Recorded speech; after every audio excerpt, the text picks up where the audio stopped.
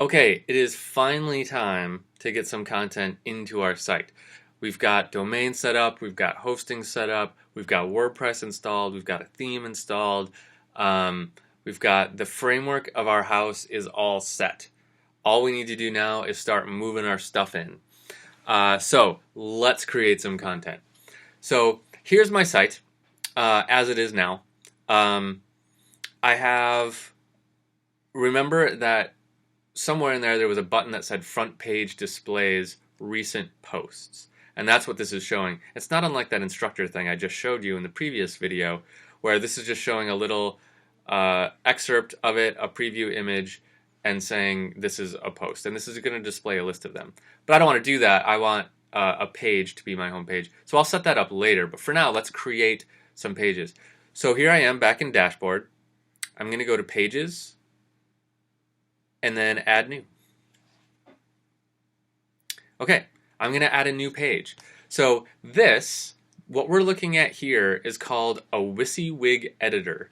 That's WYSIWYG.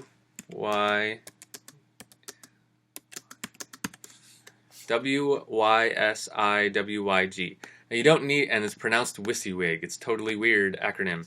Now you don't need to remember this weird WYSIWYG thing, but what it stands for is what you see is what you get. And it's an editor that basically hides all the code from you. So basically, that's another way of saying it works just like Microsoft Word. You just type, you put in what you want. So let's get rid of that. So the first thing I need to do is give it a title. So what am I going to title this page? I'm going to start off by making my bio page. So I'm going to call it bio, or maybe I get fancy and call it biography. Let's call it biography. Okay, so now I need my bio. I can just type here, Anthony Allen is pretty cool, blah, blah, blah, blah. Or I can just copy and paste. So I'm going to go to my current live website and get my bio. Here it is. I'm just going to copy that.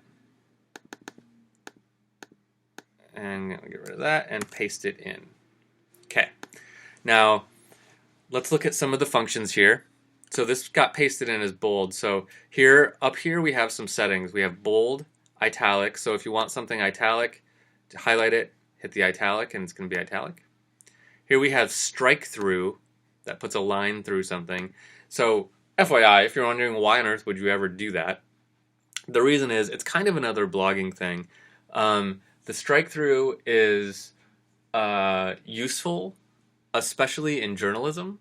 It's used a lot. And in journalism, the reason is online journalism is because if you report on something and then it was learned later that that was wrong, what you reported on, and you had some inaccuracies in it, you could just go back to your online article and just delete the inaccurate stuff and replace it with the corrected versions, right? But that's seen as kind of bad form. You're not really supposed to do that because it makes it look like you never made a mistake. You're kind of supposed to admit your mistakes. So what you do instead is you do that strike through the incorrect stuff, and then you put the correct stuff after it. So that's kind of what the strike through is. For us, we're not going to need it. We're not going to need strike throughs. We can make bulleted lists, numbered lists, quotations, big stuff in quotations. Add a horizontal line, that would be like that if I wanted one. Alignment, align left, center stuff, align it right. And those are our main things. Now there's more stuff, but those are the main ones. So let's look at the more stuff. Here, this came across as a link. It's blue and underlined, so it's a link.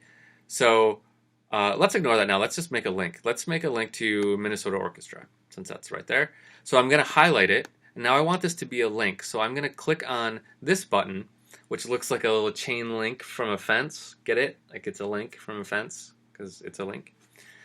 So I highlight something. I'm going to click on this. This little window is going to pop up and say, where do you want it to go? And we're going to say minnesotaorchestra.org. I'm pretty sure that's their domain. It should be anyway. Title I don't really need, or I could put it in here. I'm just going to type Minnesota Orchestra. These titles are useful for assisted browsers, meaning like there are some browsers that are designed for people that can't see, like blind people, and so I don't really understand how they work, but I know that they use like the title of the link. They like read the title of the link so that when they mouse over something or however it works, it tells them the title, and then they decide to click on it or not. So these titles, most of the time, you'll never see them, but someday, if you're really diligent about putting all this information in, someday a blind person is going to thank you for putting that title information in. So let's put it in. Now, this open link in a new window or tab, this is important when you're creating a link, because what this does, I'm going to say yes, because what that's going to do is it's going to pop open a new window and take them to the destination of this link. Now, you don't want to always do that. Here's my rule. If you always do that, you're going to have 100 pages open, and the person using your website is going to get annoyed. What I like to do is make it open in a new tab, so we check that box if we're sending them outside of our website. So in this case, I'm sending them to the Minnesota Orchestra, and what I want them to do is go look at the Minnesota Orchestra, and that's nice, but when they're done, I want them to close that window and then still be on my site, right? If I was sending them to somewhere else inside my website, like another page inside my website, I would not open this in a new window because they're not leaving my site. That's my general rule. If they're leaving your site, pop it open in a new window so that they always come back. If they're not leaving your site, don't open it in a new window.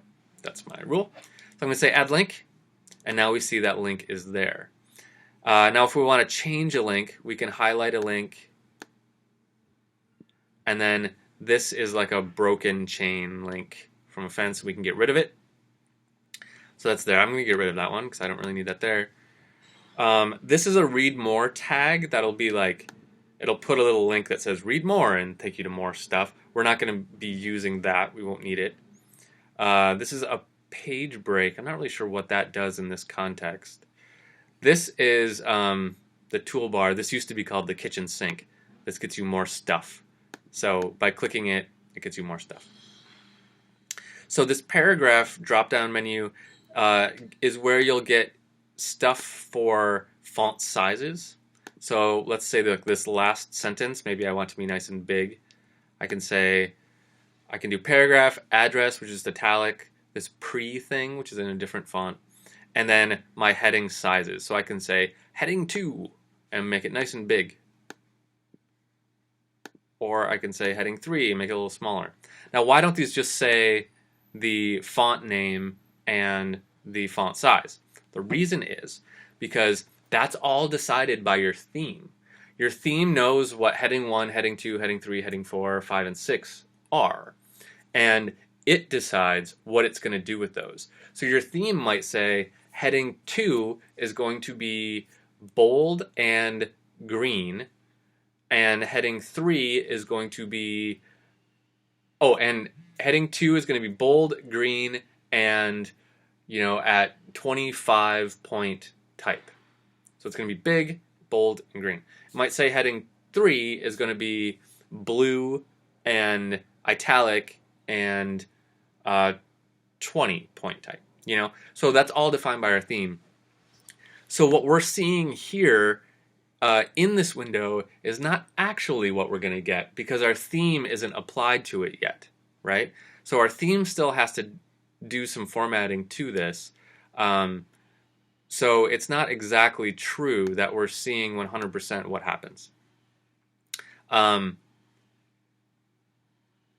Okay, I'm done with this. Oh, well, let's do a couple more things. Let's go over these other things really quick first. So here we can underline stuff. You shouldn't underline things. So avoid that because it'll look like a link if you do. So try not to underline. You can justify the right and left sides.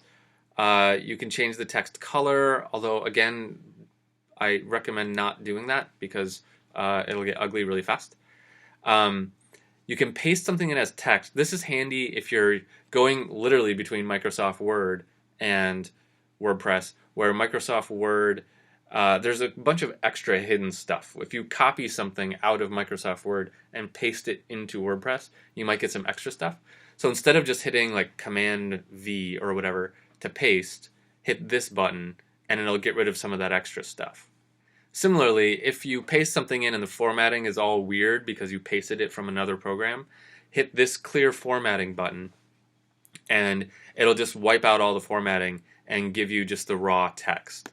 So like if I did that here, it got rid of the bold in my name, kept the links and kept the paragraphs, but got rid of my name being bold because that was a formatting thing. So I'm going to turn that back on. Here you can indent or so outdent basically is what that is, and then indent is that way, and then undo. Okay, so let's finish this up and see what it looks like. If we want to be done with this, we go over here to publish. And we can set some settings here. Most of the time you're going to want to leave these just how they are. And you're going to hit publish. So let's just do it. Let's hit publish. Once we do that, we can go to this view page link. So let's see what it looks like. Now we're going to see it with our theme applied. Okay, so here's my bio page. It looks pretty good. The text looks good. It's easy to read. I have this area over here that I still need to deal with, and we'll deal with that soon. Now, one thing this picture or this page needs is a picture of me. So let's go find a picture of me. Here's this one, but I think I have a better one somewhere, since you're probably all wondering what I look like anyway. So I'm downloading a from my old site. I have this Publicity Photos zip file here, which is a handy trick that I recommend. So I'm just going to get one of these pictures on my hard drive. Okay, so let's see.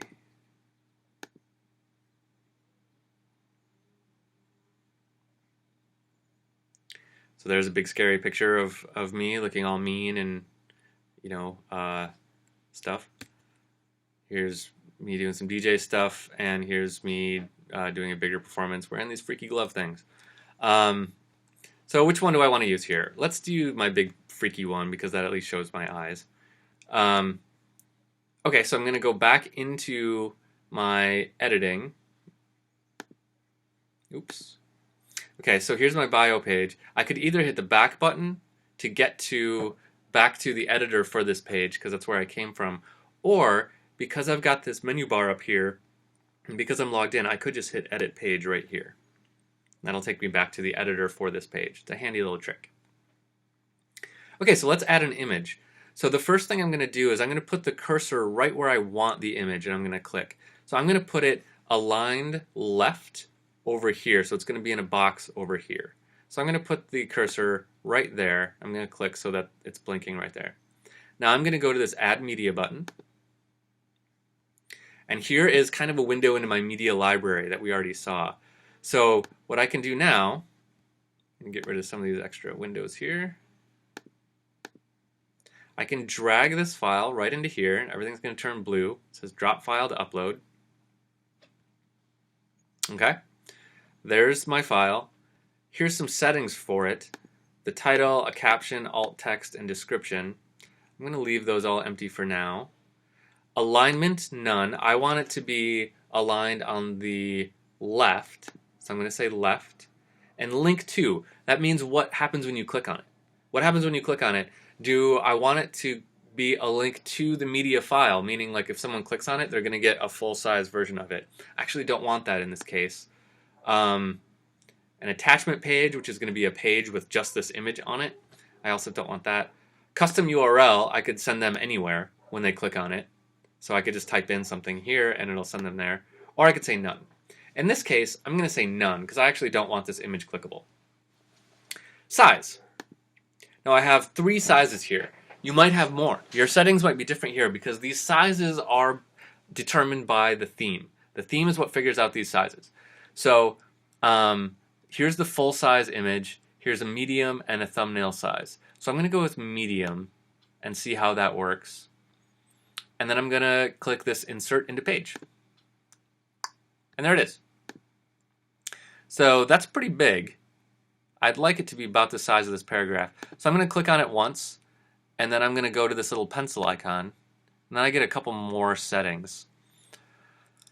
I get this alignment stuff and the link stuff again. I'm going to go to Edit Original, and now I've got some scaling options. Original dimensions, I'm going to go take this down to like 300.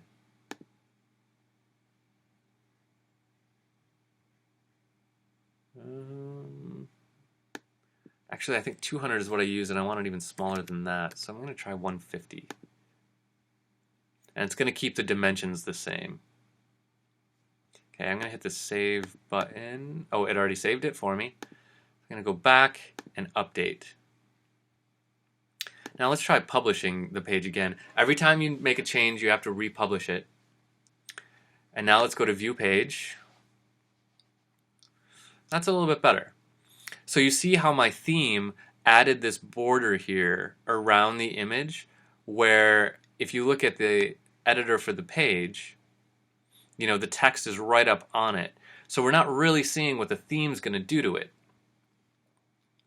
When we look at the live page, we see that the text got formatted quite nicely, actually, around that image.